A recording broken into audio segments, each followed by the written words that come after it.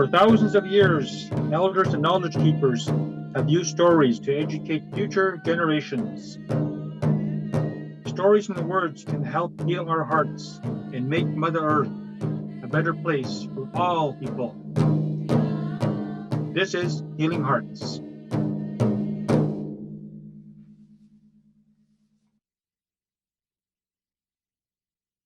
Welcome to Healing Hearts. Well, it is a very important week here in our city. It is Anti-Racism Week, and yes, some very important conversations are being held at the table. But tonight on Healing Hearts, it's time for the women to speak up. So you're going to meet three amazing women, Belinda Vandenbroeck, Maysoun Darweesh, and Mary Scott. They are three dynamic women with very powerful stories to share with all of us. So let's begin with Healing Hearts.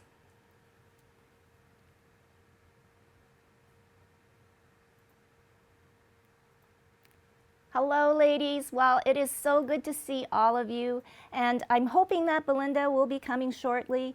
But Maysoun, wonderful to have you, and Mary, it's so great to see you too as well. I'm going to go with Maysoun.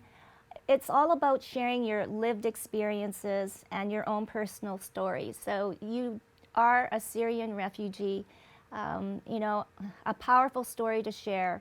And then also what you're doing here now in Winnipeg, working with the Mennonite Central Committee with migration and resettlement and being so active within the newcomer community. So Maysoun, the stage is yours, so to speak. Share your story. Thank you, Tracy. Hello, everyone. Just to correct something, I'm not a refugee anymore. I'm a former refugee. I'm a Canadian citizen now. And my story had empowered me to try to help and inspire people around me, specifically women. Talking about my story, I was born in Syria on Mediterranean Sea called Latakia. Grew up in a very open-minded household. My mom was a teacher. My dad was a journalist.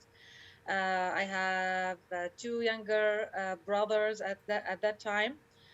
Well, to born and grew up as a strong girl was something like I took it for granted until I found myself really in a very challenging situation because the society wasn't like that.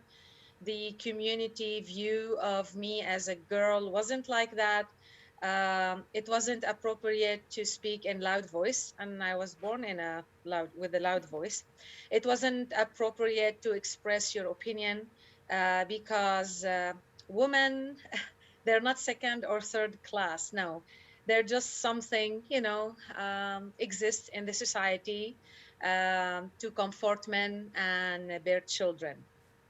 So growing up in that environment, trying to prove myself uh, for who I am, it wasn't easy at all, facing discrimination for my gender. I say my gender because I chose to be a woman as well. So it was something really painful, but yet it had also empowered me and gave me lots of strength to move forward. I graduated from the Faculty of Journalism from Damascus University with the bachelor degree of journalism, continuing my struggle to prove myself and also empower women around me to be who they are, to express their opinion, feelings, and also to convince them and convince people around us that we are human beings with full mind, not half mind.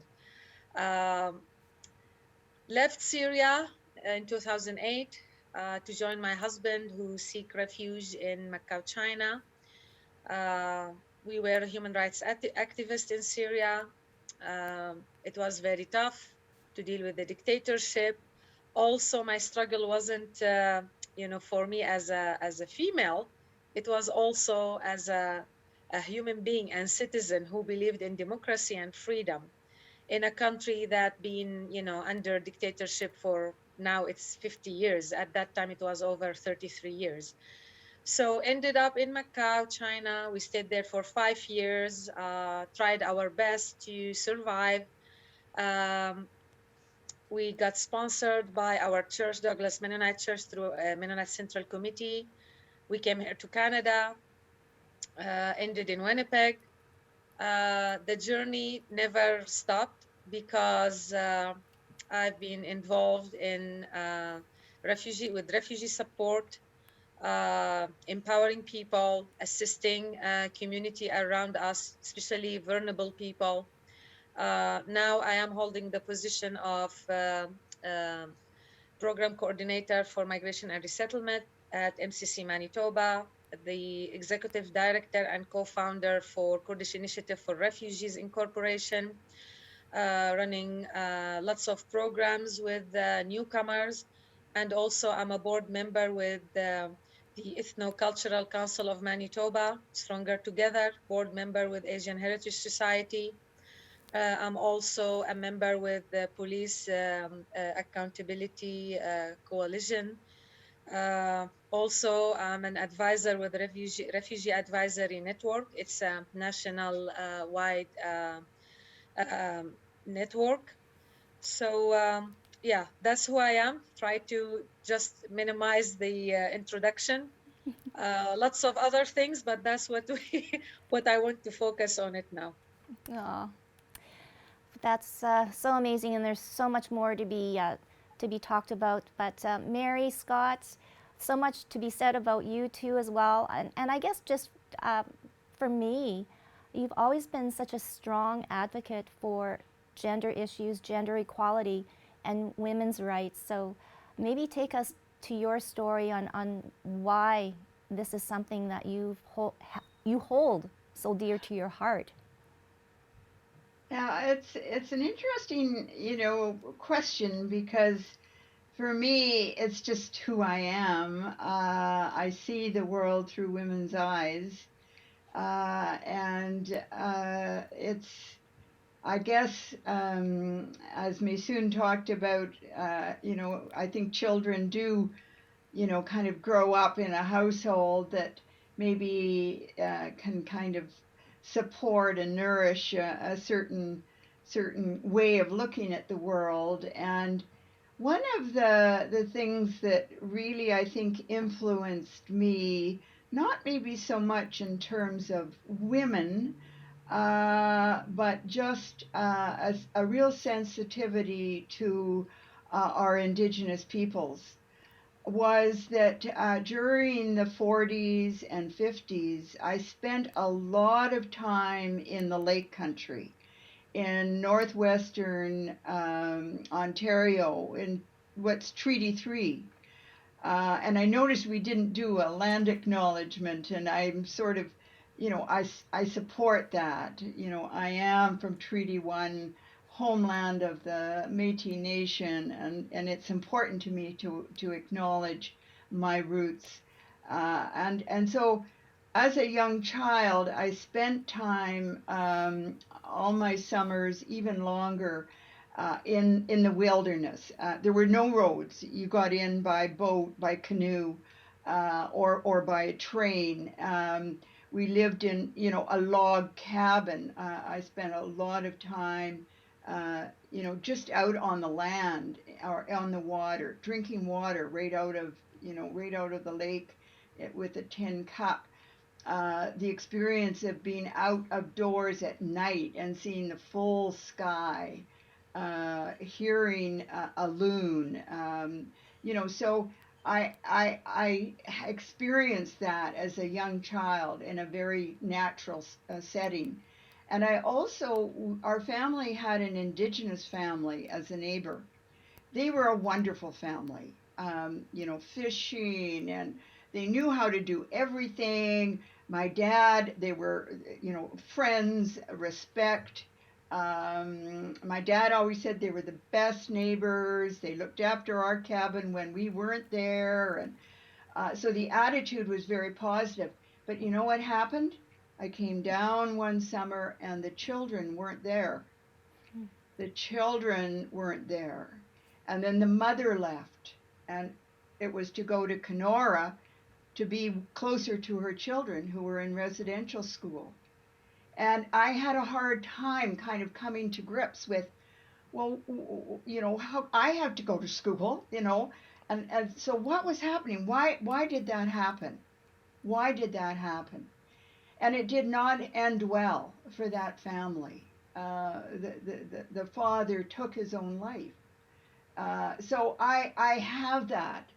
Um, and so I've always had that awareness of the injustice and the questioning of you know, this beautiful experience and sharing that experience and respecting that.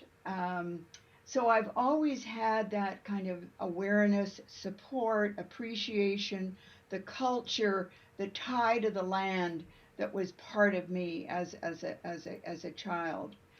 My awareness of women and the respect. I grew up as the only girl between two boys. I had an older brother and a younger brother. And so you know, I think in some ways that was kind of a favored position because I could, you know, kind of deal with both of them. There's nothing better when you're 10 or 11 years of age to have a baby brother come into your family. I mean, I just thought it was absolutely wonderful. You know, taking care of a young child.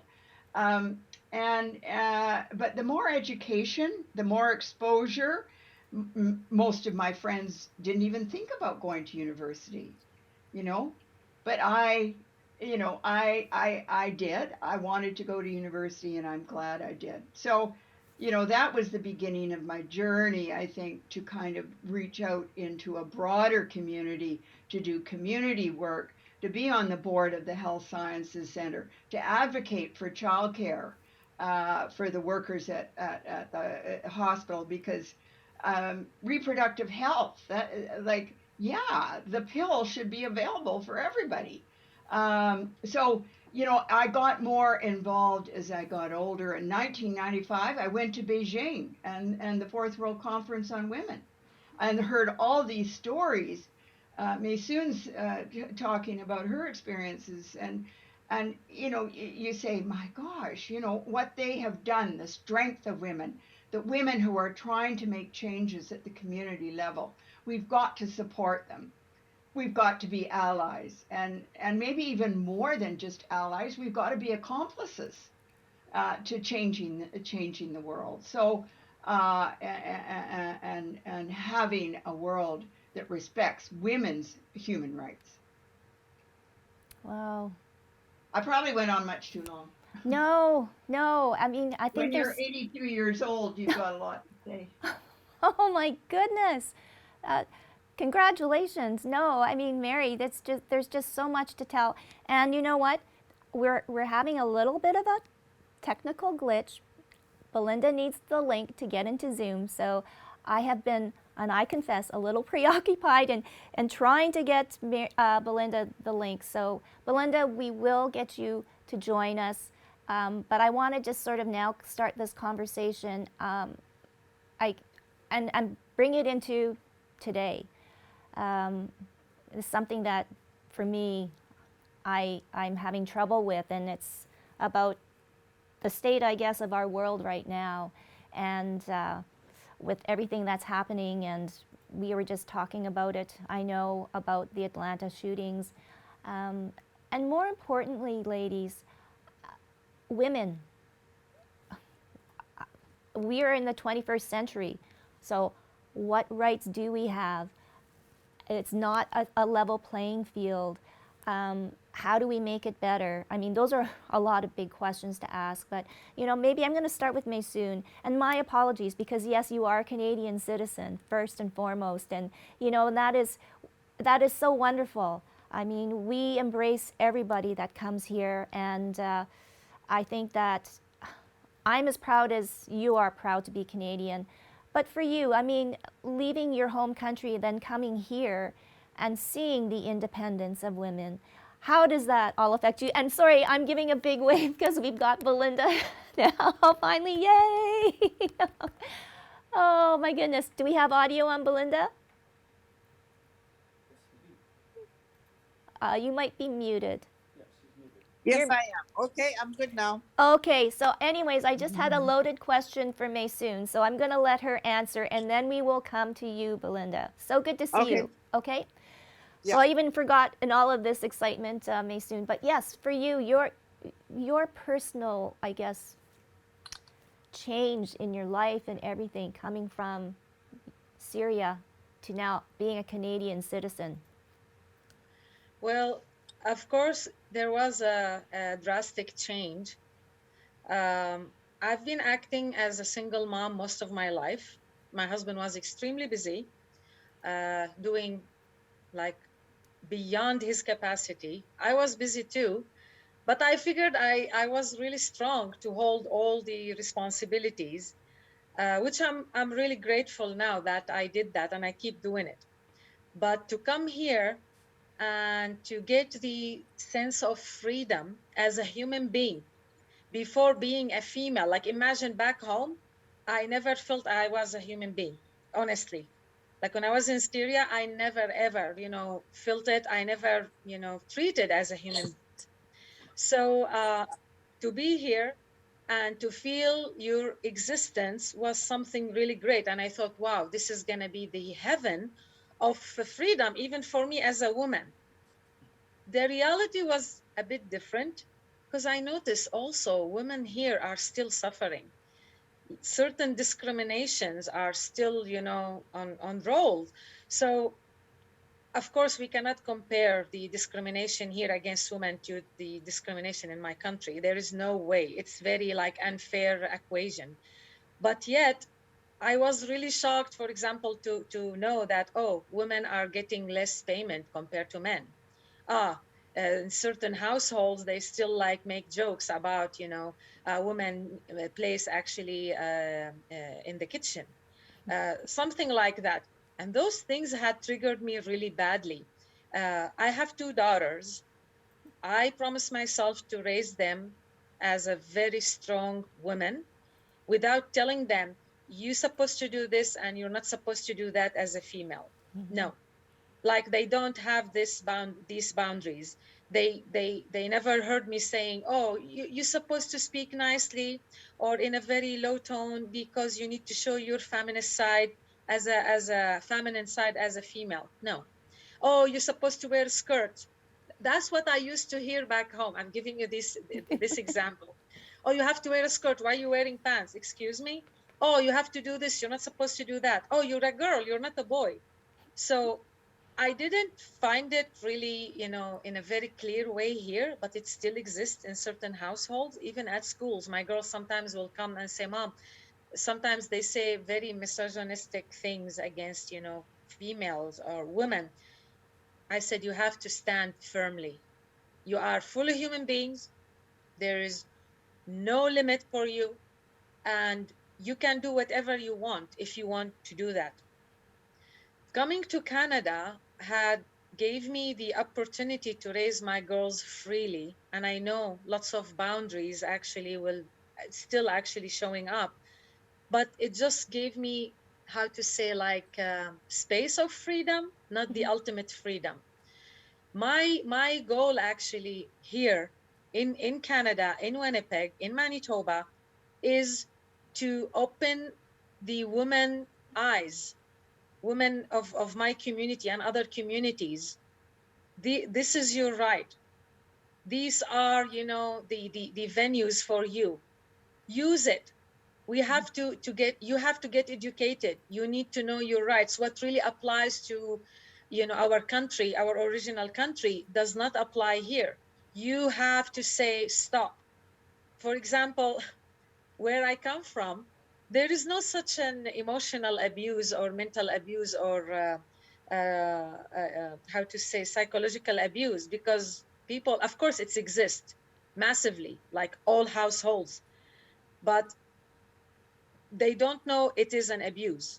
Let's say it this way. The abuse is only physical. And even if your husband will abuse you physically, you have to say, oh, it's okay, he's my husband, he has the right to do that. No, I'm just giving you an example. I came here and I heard it also from people who were born here and grew up here. Oh yeah, it's okay, he's my husband, he loves me. No, No, that's not how it should be. And I was like, oh my goodness, our women, community women, maybe they are facing these things here too. And we always try to empower them. No, that's not the case. You have to say no. They're not allowed to call you names. Men in your family, they're not allowed to, look down to you or, put you down. And I'm not talking now about physical abuse. And imagine it's still happening here. So yeah, I found it very important to just raise my voice, talk to women around me. And sometimes people will say, you are so vocal in a way that women might have a big heads. That's what they call it. Big heads. Oh, you are, increasing the size of their heads. And I'm like, these are our rights. Hmm. Not only here, everywhere, women rights. I will stop here actually. I can talk till No, tomorrow about that. no. I mean, it's all no. You've uncovered the dark truth that we've all been living with, and so afraid to say anything. And we have to do something to take the dark blanket off. But maybe Belinda might have the answer. I don't know. But Belinda, thank you so much for joining us. And now I guess Mary and Maysoun have shared their story, and so we are all waiting for you to share your story once more with all of us.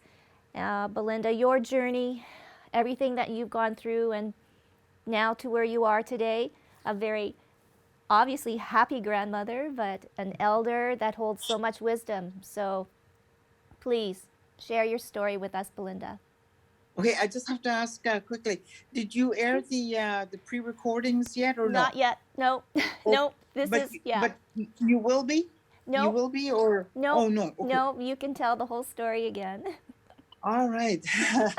Where do I start? Well, I guess I can start by saying I was born April 30th, 1948, and I'm 72 years old. And I'm from Pasquak Cree Nation, the Palm, Manitoba. I was born on my reserve, Big Eddy Reserve, and I was born at home with a midwife. So I grew up knowing my language, knowing who I was, living my language, thinking my language, and being with all my family. In my family, I said before, in the Innu way of our families, which you know as Cree, which really doesn't mean anything to us as Cree people, it doesn't mean anything. It's a French word, short form. But anyway, so as the Muskego Innu people from my area, in our family systems, we have where my mother's mother is my grandmother, and her sisters are my grandmothers, and their husbands are my grandfathers. Now, if my grannies had had a brother or brothers, Mm-hmm. they would have been my grandfathers, and their wives would have been my grandmothers. So we had a family system that was large, and we did things together as a family. We camped together. The uncles would come and get us when we were little and go tobogganing down at that famous Mile 5 hill where I lived. And our house was a warming house, by the way. When you got too cold to slide, you came in and had some nice hot tea. So I came from that, and I grew up with my grandparents. And one of them, grannies, couldn't have children, which is why I have to explain in the beginning how our system works. Because I put that one time in my biography, and the late Stan Williams says to me, well, if your grandmother couldn't have kids, where did you come from? He says. And I said, oh, I guess I have to explain that, which I did. Anyway, so being born at home, living in my home, and being in the love and presence of my family. Alcohol did come into our family later on in our childhood, and those were not good memories. They were very painful memories, scary memories, and so I know firsthand how it feels to be in a family of drinking people, and only later for me to become a drinking person And so addictions have run in my family for a long, long time. And I just want to also acknowledge in my life each day, I think of the 500 tribes that lived here in North America, which are my ancestors from way back when. So 500 tribes, 500 languages, ceremonies, and ways of doing things and ways of thinking. And we weren't all the same. So just to make that correction, we were not all the same. But we were definitely brown-skinned people. Mhm. And we definitely had our own way of doing things. We were not here waiting to be discovered. In fact, it wasn't even a discovery, it was a stealing of the land, a usurping of the land, I call it, if you want to know the truth first. Because what's important for me now as a 72-year-old grandmother is that Canada needs to know the true history of this country.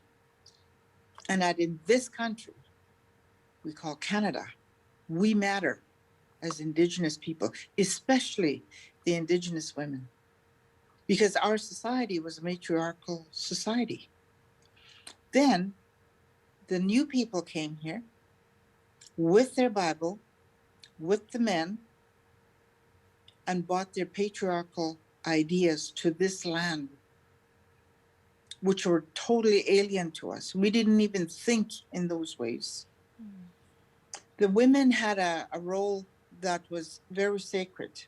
Sacred because we brought life into this world to keep our genealogy and our ancestors and those in front of us so that could keep going.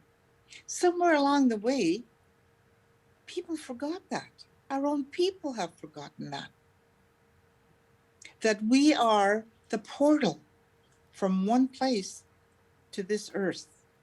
And our belief in this world, our way of believing, is that we come from the Creator. And that in coming from Creator, we are coming from pure essence of love. That's who we are. We have forgotten that. Many human beings have forgotten that. Why do you think there's racism the way it is? That comes from hatred. Who teaches their child to hate? You tell me that. And you tell me that I should believe what they believe if that's what they teach their child. How does what was that boy, 17 years old, 18, killed 8 people? How can that possibly be? Why would a human being do that to one to another? Racism is an awful, awful thing. It kills, it hurts, it mutilates, it shames people. And that's the teachings you want me to believe? I don't think so. I don't think so. I think the world needs to know what our teachings are. We come from love. We have to live in love. We have to teach our children how to love. But most of all, we have to love ourselves the way that Creator made us. And coming into this world, we're here for a reason. So each one of us plays a role in this life, in this time. When the new people came, when the men came to this land, it didn't take long for the ideology and judgment, if you will, of how women were seen from their culture, not ours. Mm-hmm. That started the day they set foot here. And is still here, folks. It is still here. Why do you think we have so many women missing and murdered, young men? So we have not been able to just let it go. Like people think we should just be able to just drop everything and just get on with it. Well, you tell me how you get on with losing a child or not even knowing where your child is, that something has happened to them. And you wait for years. then maybe you, if it happened to you and it didn't bother you, then maybe you can say that. Mm-hmm. So the idea of how women were seen, it didn't take long for that to change in this society. Women, Indigenous women, and as a child, before I even went to residential school at 9 years old, I saw already on the streets of the PA how our women were treated by white men. And I hated white men for a long, long time because of what I saw. Took me a long time to get over that because they were not treated with respect or dignity. And we're still going through that today. But now there's people like me, there's women like me, and there's many of us now that say that is not happening anymore. It is not happening. Even with our own men, we will say that we are equal. We don't have a word for he and she in our languages. And that to me is the equality. We are equal in this earth, in the balance of this earth. We are equal to all the animals, the plants, all living things that have spirit.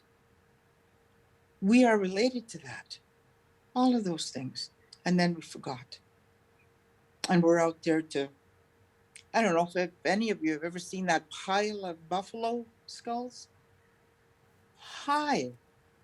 And a man standing on top with a gun, just proud of what they did.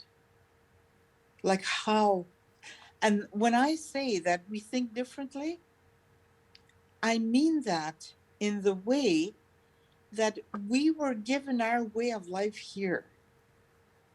We do not live in a culture that says it's okay to kill your daughter. That's not our culture. Okay, so our way of life was very simple, and that doesn't mean stupid either. It means very simple. Okay, we had one law, and that was the law of God. Yeah. And in knowing that, because we came from that, it's innate, it's in you. All of anybody that's listening, you came from there. So to say that anybody is better than anybody, because really, when is it going to happen that racism and the people who are racist will say, you know what, I think I am. And I think I'm going to make it different. I will not do that anymore. Who's going to say that, right? I mean, are we going to go into their homes and start talking? Who makes the change? I mean, in this whole world of 7 billion people, not one of us being the same at all, that we can still live in fear of hatred and racism, and that we still get hurt because of that. We are not safe. How many times us women in Winnipeg know how many times women have been abducted? Thank God in that one a few years ago. Do you remember that story? This lady was walking close to Polo Park. A van, 2 men grab her and are trying to pull her into the van.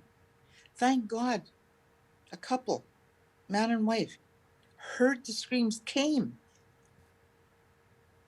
and were able to help her to get away from those 2 men. What were they going to do?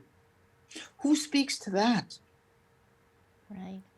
So those are the kinds of things today that we are still in that mindset of hatred and superiority and supremacy, all of those things that just are not good for the world. So me and you, I hope that we'll make a decision today and say, you know what? We don't want to do that anymore. We don't want to do that anymore. No. Yeah. I think we're all tired, and you're right. We don't want to do that anymore. I do have some questions now, so I am going to go to Mary. You get the first question, Mary. What are some ways women can support each other when we see instances of discrimination? And even something. Whoop, Sorry, I whoops. just lost my camera. It's okay. It's here. You're okay, as long as you're okay. I'm okay. It's my camera. Oh, Um, so what can we as women do? Um, well, there is a sisterhood. As a matter of fact, I've got a sign right up here that Cal Bartesky did of sisterhood.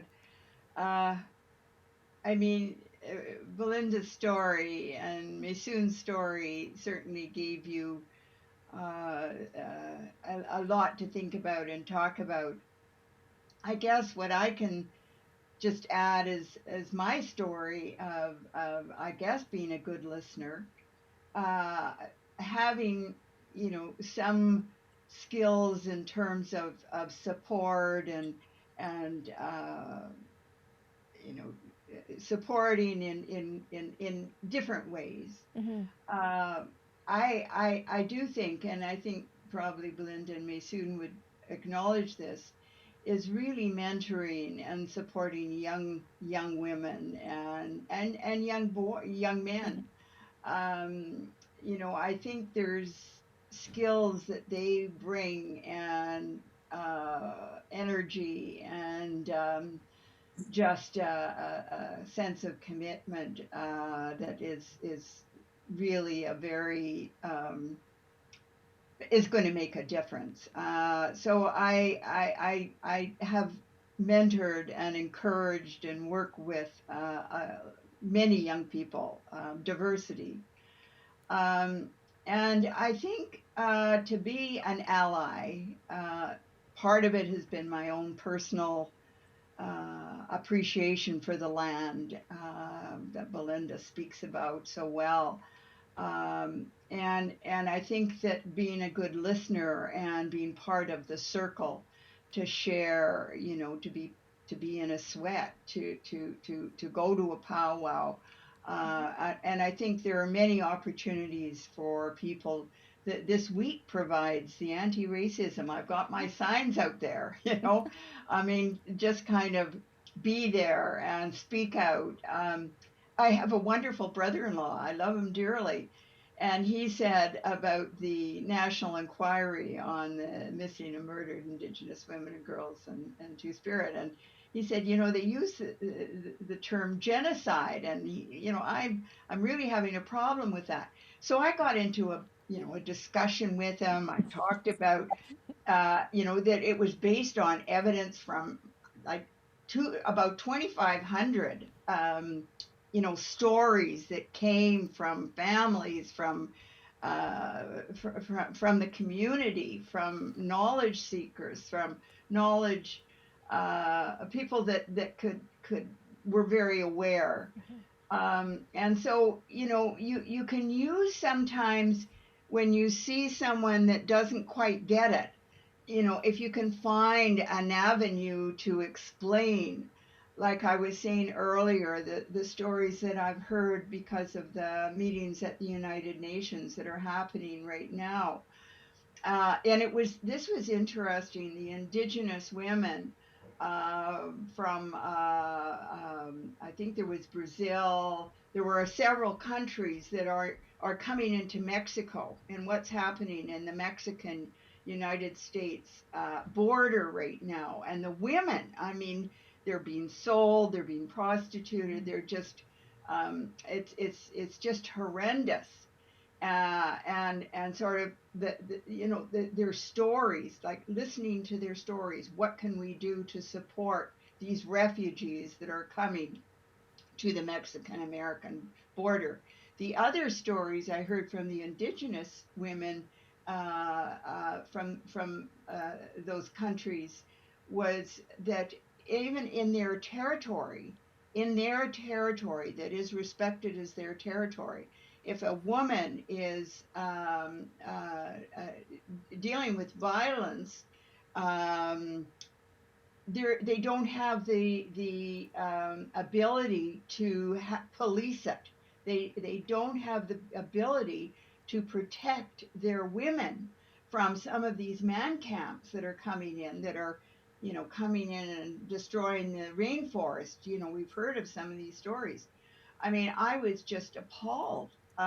So you have to know the stories from the source, not just an interpretation, and listen to those stories and and say, okay, how can you support, whether it's, getting a petition forward, taking it to the United Nations, getting some awareness. We're supposed to have, our foreign affairs. Did you know, for example, we have an ambassador, Canada has an ambassador for women, peace, and security. We've got to be in touch with her, Maysoun, and say, listen, we've got Yes. to do something about the women in Syria, Yes. or where, like some of the stories that I've heard. So there's a lot of things that a person like me that's got some knowledge, some awareness, some background with others, to be part of that community and raise them up. Well, well, I think just letting women tell their story in a safe place and know that they're not alone. And this leads me to another question that we have, and I'm going to give it to Maysoun. What personal advice would you give to a woman that is having trouble being strong and loving her own self? Be straightforward. Don't be afraid of who you are. Don't try to please people around you, because you're going to forget yourself. You're going to forget yourself, and the way that you're supposed to be, and the role that you need to play in order to change the society.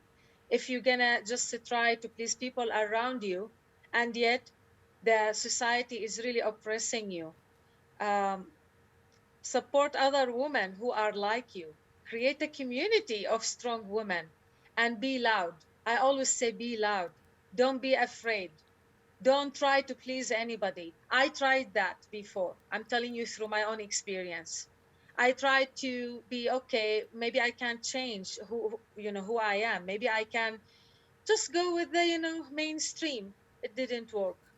Of course, I didn't forget who I am, but I almost lost my identity as a woman and as an advocator and as a human being. So keep up, speak loud, create a community, and this community of strong women uh, will really change everything. Start by educating and outreach other women and empower them. And Mary, Belinda, I agree.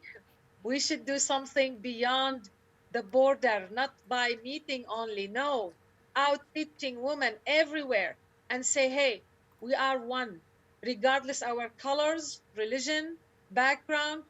We are the very unique species that really we are the source of life and civilization.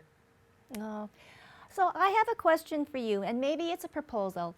Belinda, Mary, and Maysoun, you are such three very strong and I'm going to say powerful women, because you are, and communicators. Could we now do a community volunteer group effort to be within our communities and maybe step outside of our own comfort bubble community and act as, I'm going to say, goodwill ambassadors to, and I don't know, would you step in if there was an incident of verbal discrimination against someone that is, first of all, if you're in that situation and it's coming at you, first of all, you're shocked. You freeze because you don't know what to do. And then after that, it's like you want to run and hide.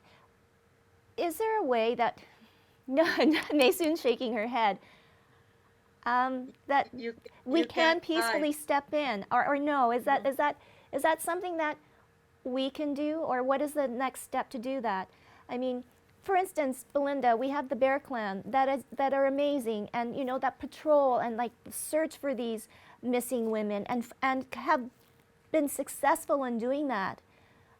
Also, there's also now a mama bear clan A mama bear. from So that. There is a mama bear clan. so is So there a that's way one that of the things that can be done. we can Yeah, join forces, Mary? yeah. Okay, if I can Yeah. just say something. First of Yeah. all, I just wanted to, Mary had a good point about the in-law saying that he can't understand genocide.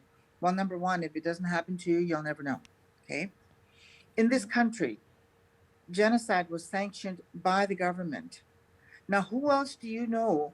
And it probably has happened in other countries, but in Canada, as a white person and all other nationalities that have come here to live, they need to know that we were stripped of our identity. Mhm. Many of our ancestors were killed, some for no reason at all. The Trail of Tears. Tell that man to look at the Trail of Tears and listen to that story.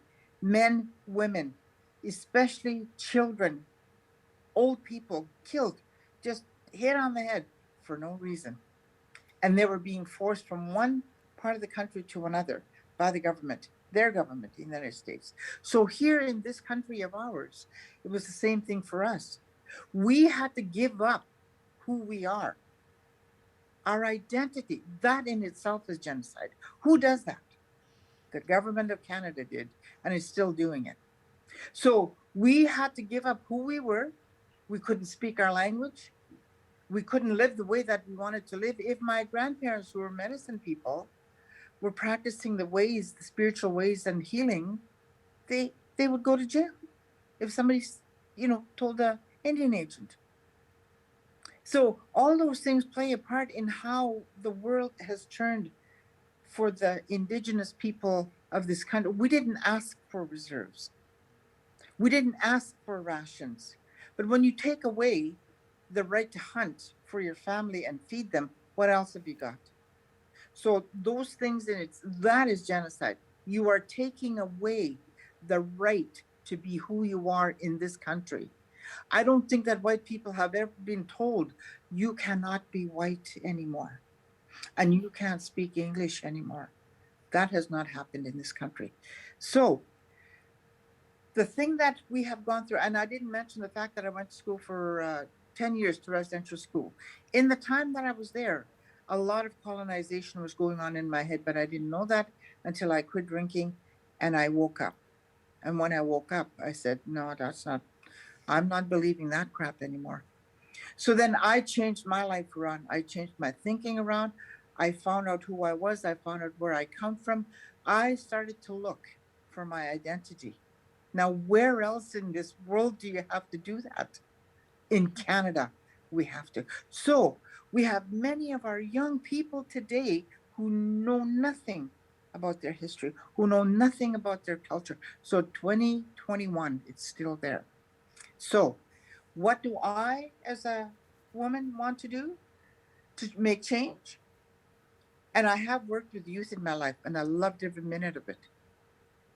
So we need to be with the young people. We need to be teaching them. And the worst part of all of that, though, is the apathy, is that they don't care to know because it's just been so accepted to just keep on going in life and doing drugs and all of that.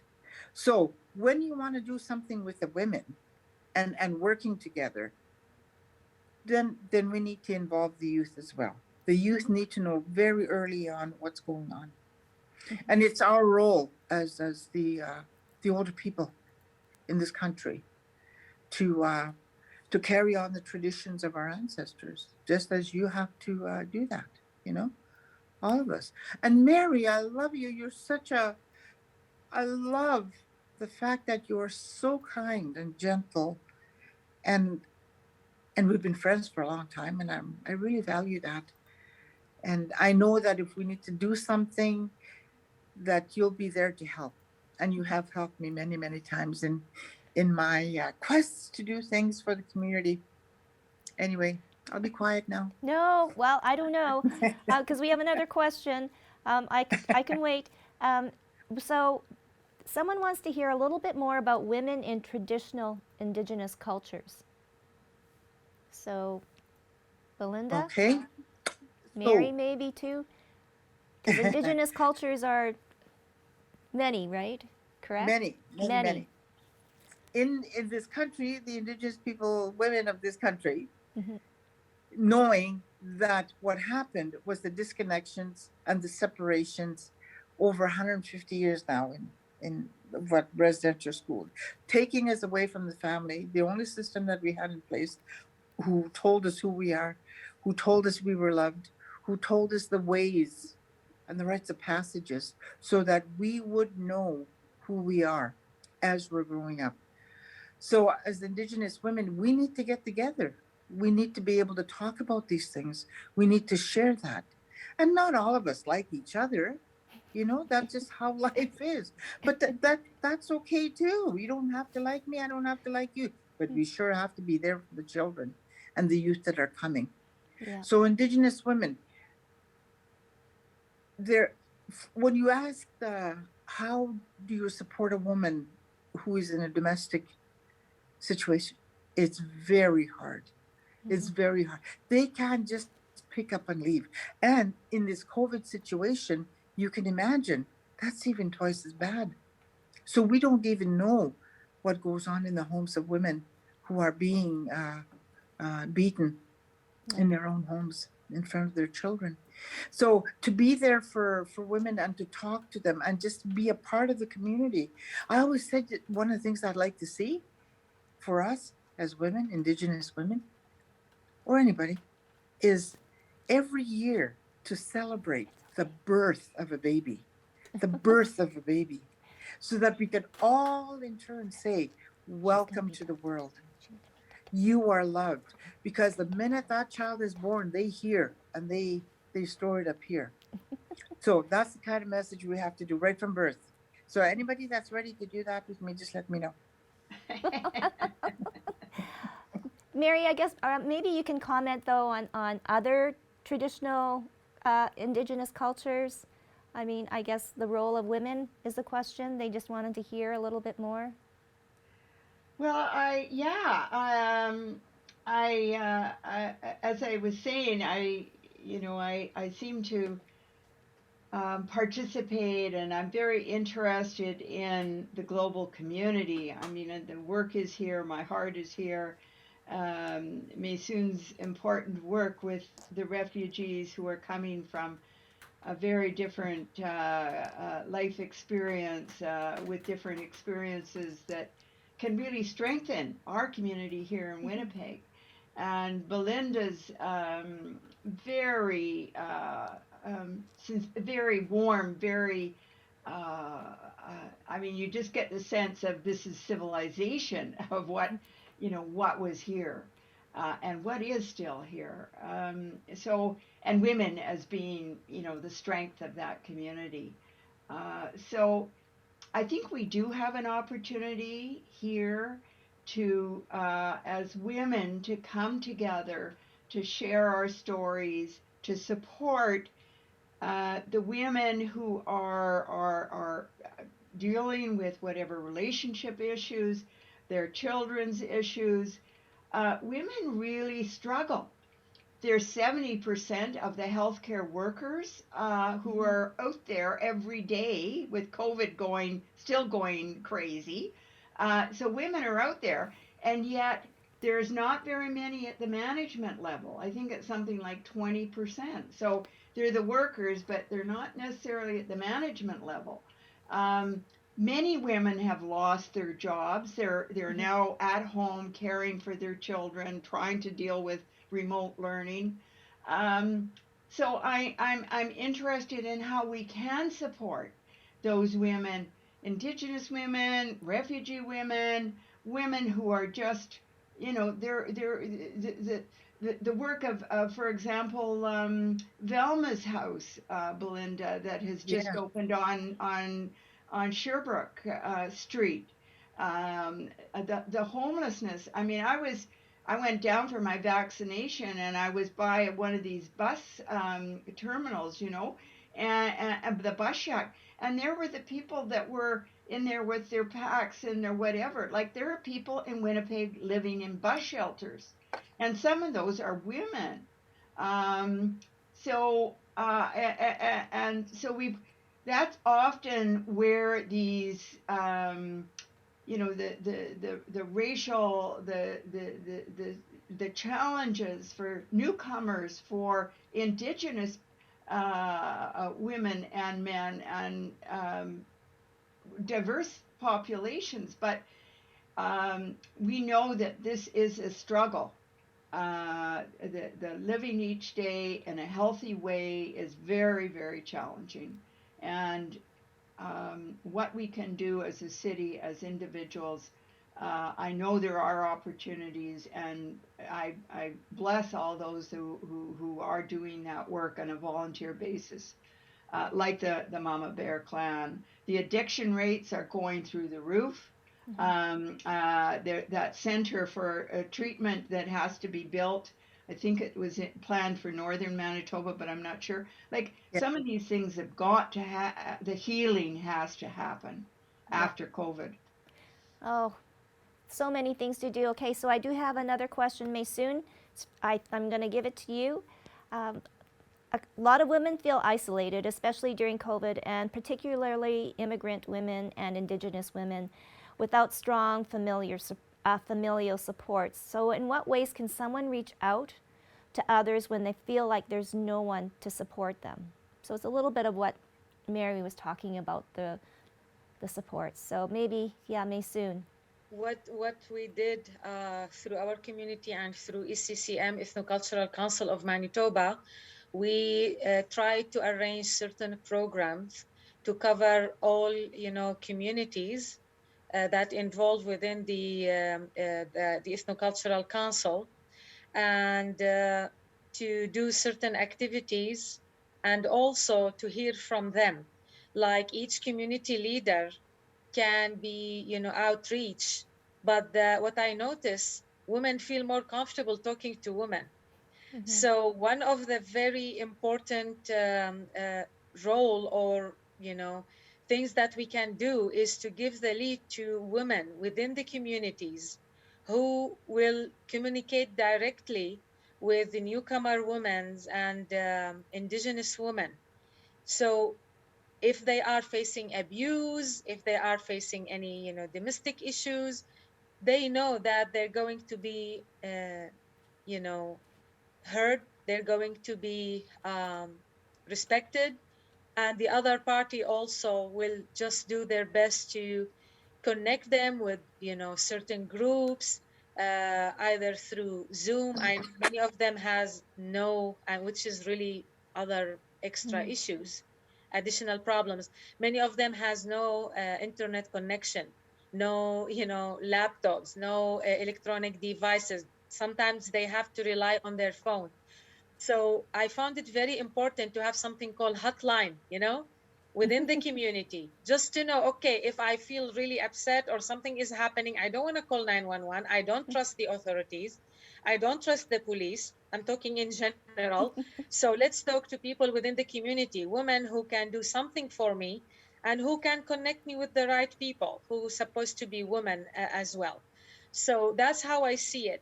And it cannot happen through one community. The collaboration with all communities in women's level can really help a lot. The isolation was massive, and the abuse was unbearable, and lots of stories you never heard because it kept really within four walls. So we need to outreach through building trust, and also through creating a body or organization, as you mentioned, or affiliation, something we can work on it in a very wide range, in order to do kind of prevention, not avoiding, no, to prevent these things from the beginning. That's how I see it. And I'm talking also through, let's say, not very deep experience, but through personal and community experience. Yes, no, and it's so true that it's again being able to share your feelings and your story in a safe place. And I use the word safe because it has come up a lot.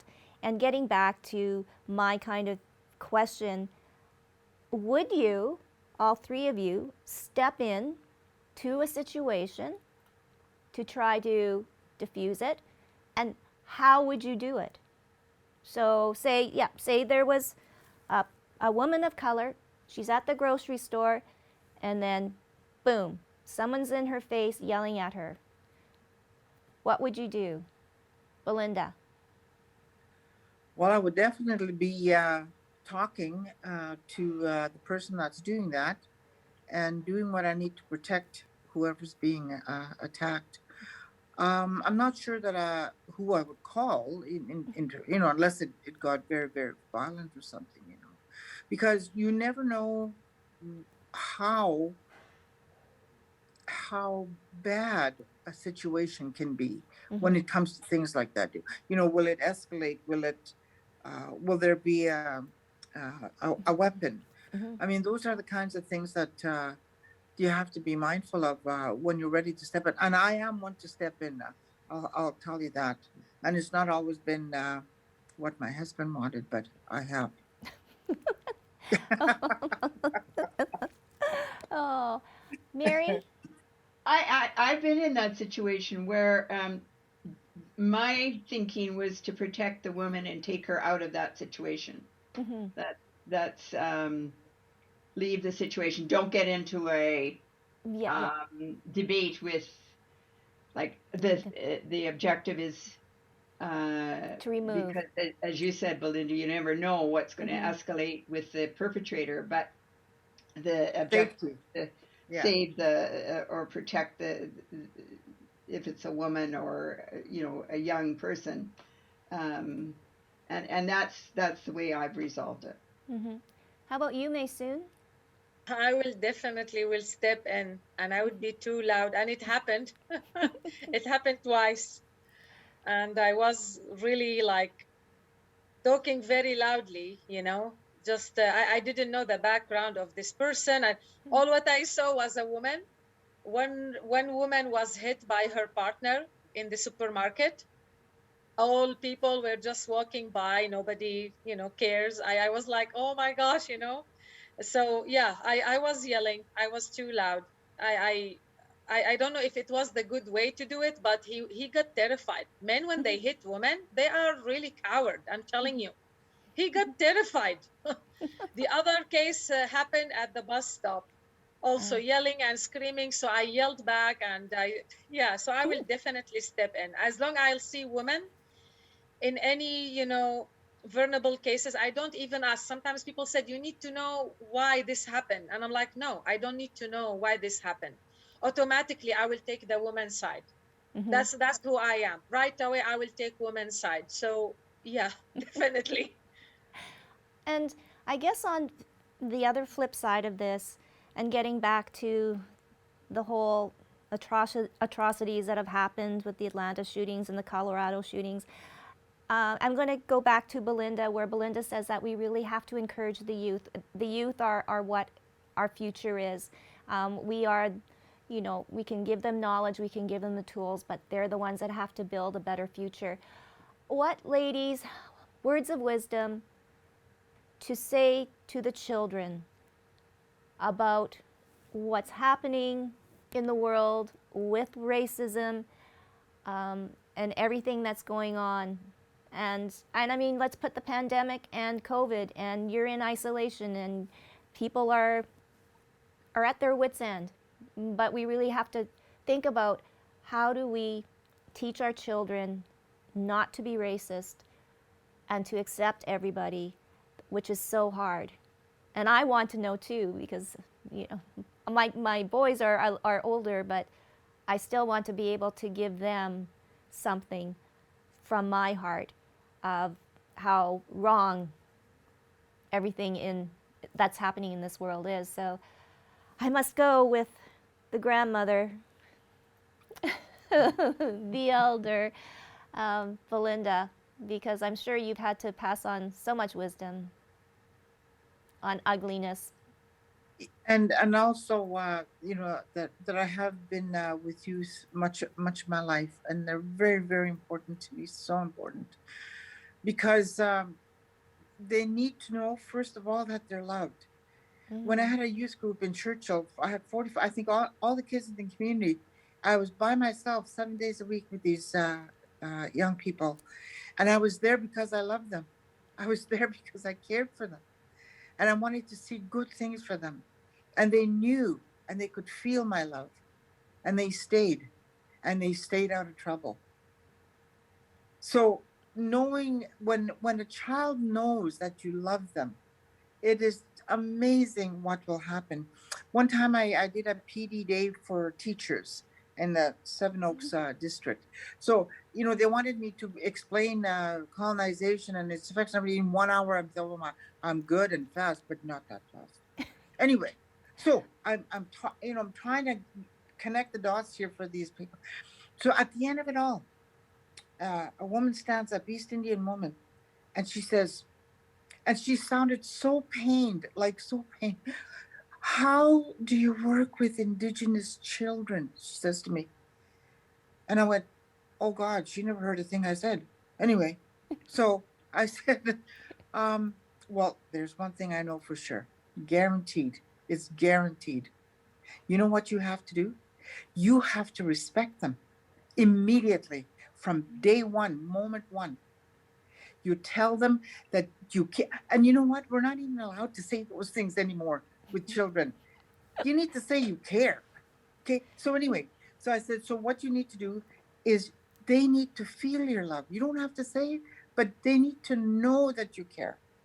I'll tell you one thing about Indigenous people. We have radar like you wouldn't believe, and we can sense things because we have that gift of sensing things. Anyway, so I said to her, okay, so then when that little child knows that you care, amazing things happen. And if he comes in one morning and he's mad and he's angry and he's picking on other kids, this is what you need to do. You need to go to that little boy, little girl, and say, come with me. Tell me what's going on. What happened? Did somebody hurt you? So that little child is going to know that you care. And once a little child knows you care like that and that you want good things from them, you will be amazed at what that little child will do. I have a granddaughter, well, 3 grandchildren. But I used to say to the first, so Shanna, I'd say to her, do you know how much I love you? She said, first time she goes, no. Oh, I said, as big as the world. Her little eyes used to go big. Next time I see her, do you know how much I love you? As big as the world. Oh, but even bigger than that, as big as the universe. So when a little child feels that much love from another human being, and it's love that matters here, folks. Racism comes from hatred. We don't want to do that for the children. Start it in school. Show the children that you care. They'll know that and they'll be able to feel that out right away. So we need to start young with our little children, you know. Yeah, they need to feel love and safe. Thank you, Belinda. So true. So true. Mary?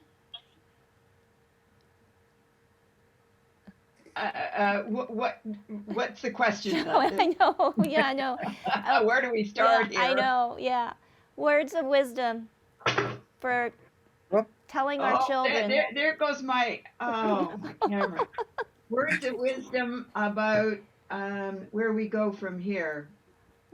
To the children, Mary, on how do we as parents teach So, them not to be racist. I think that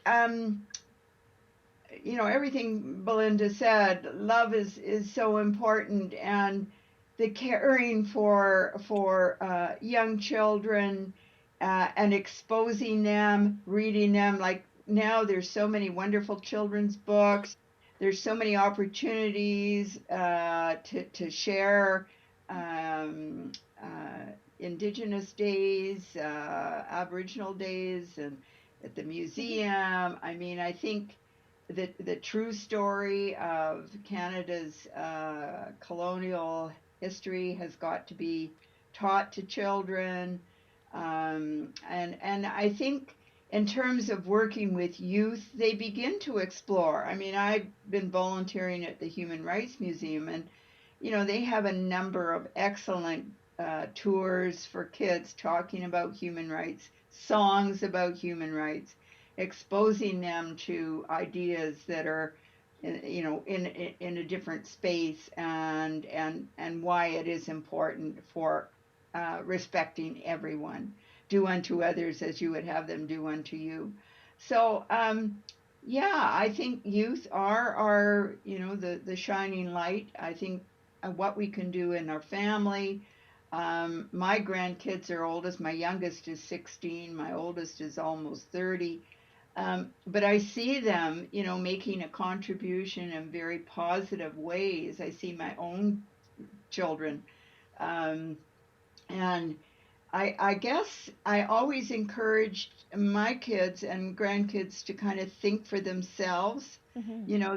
They go through a stage like the 16-year-old, like they go through a stage where they're very influenced by those that are around them. And so, yeah, it's okay to think for yourself. It's okay, and supporting their values and their own thoughts. And I just see the young women, particularly that I've worked with, bringing them to the United Nations. Like we've raised money so that they could have that opportunity and have bursaries and be exposed at the international level when they're young. And now, they're finding a voice and knowing what human rights means. What Mm-hmm. are the documents? What are the international documents?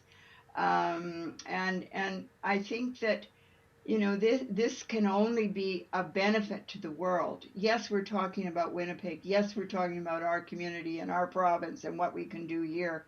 But young people are like a catalyst, and we've got to support that flame. And yes, it will hopefully burn brightly here, but we can in fact share that with the world. I've seen them speak right there at the United Nations.